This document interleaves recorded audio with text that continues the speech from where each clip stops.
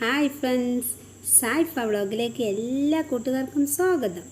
ആദ്യമായാണ് എൻ്റെ ചാനൽ കാണുന്നതെങ്കിൽ സബ്സ്ക്രൈബ് ചെയ്യുക, സപ്പോർട്ട് ചെയ്യുക.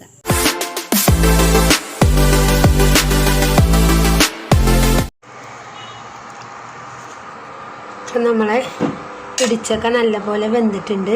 ഇനി നമുക്കിത് ഒരു കയ്യിലോ അല്ലെങ്കിൽ വല്ല ഫ്രോക്കോ എന്തെങ്കിലും ഫോർക്കോ എന്തെങ്കിലുമൊക്കെ വെച്ചിട്ട് നമുക്കൊന്ന് ഉടച്ചെടുക്കാം. നല്ലോണം ഉടയൊന്നും വേണ്ട, ചെറുതായിട്ട് നമുക്കൊന്ന് ഇങ്ങനെ ഉടച്ചെടുക്കാം. ഞാൻ ഇതുപോലെ ഒന്ന് ചതച്ചെടുത്തിട്ടുണ്ട്. ഉണ്ടോ? നല്ലോണം ഉടയണ്ട, ഇതുപോലെ ഉടച്ചെടുത്താൽ മതി. ഇനി അതിലേക്ക് വേണ്ടത് തേങ്ങ ചിരവിയതും എരിവിനനുസരിച്ച് പച്ചമുളകും. ഇനി നമുക്കിത് മിക്സിയുടെ ജാറിലിട്ടൊന്ന് ചതച്ചെടുക്കാം. നമുക്ക് തേങ്ങ ചതച്ചെടുക്കുമ്പോൾ ഇതിലേക്കൊരു 1/4 സ്പൂൺ മഞ്ഞളും കൂടെ ഇട്ട് കൊടുക്കാം. എന്നിട്ട് നമുക്ക് ഒന്ന് ചതച്ചെടുക്കാം. തേങ്ങയും പച്ചമുളകും നല്ലപോലെ ഒന്ന് ചതച്ചെടുക്കാം. നല്ല അരയണ്ട. തേങ്ങ ഇനി നല്ലപോലെ ചതച്ചിട്ടുണ്ട്. ഇനി നമുക്കത് തയ്യാറാക്കുന്നതായി നോക്കാം. നമ്മൾ ഇടിച്ച് വെച്ച കളച്ചക്ക എങ്ങനെ തയ്യാറാക്കുന്നതെന്ന് നോക്കാം. ഒരു ചട്ടി ഇതുപോലെ ചട്ടി അടുത്ത് വെച്ചിട്ടുണ്ട്. ഇനി ആ ചട്ടി നമുക്കതിലേക്ക് വേണ്ടേശം എണ്ണ ഒഴിക്കാം.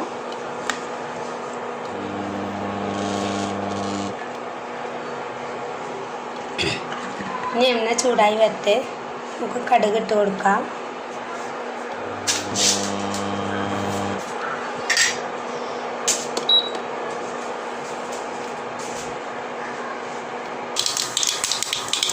കടുക് നല്ലപോലെ പൊട്ടുന്നുണ്ട്.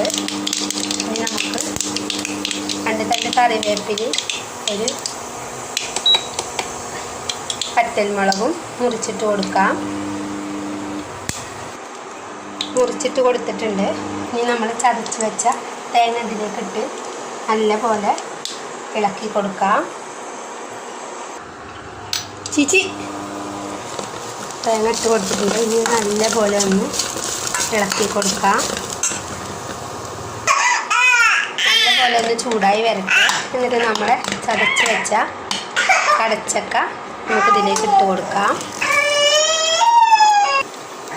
നമ്മളെ കടച്ചക്ക ഇതിലേക്ക് ഇട്ട് കൊടുത്തിട്ടുണ്ട്. ഇനി നല്ലപോലെ ഒന്ന് ഇളക്കി കൊടുക്കാം.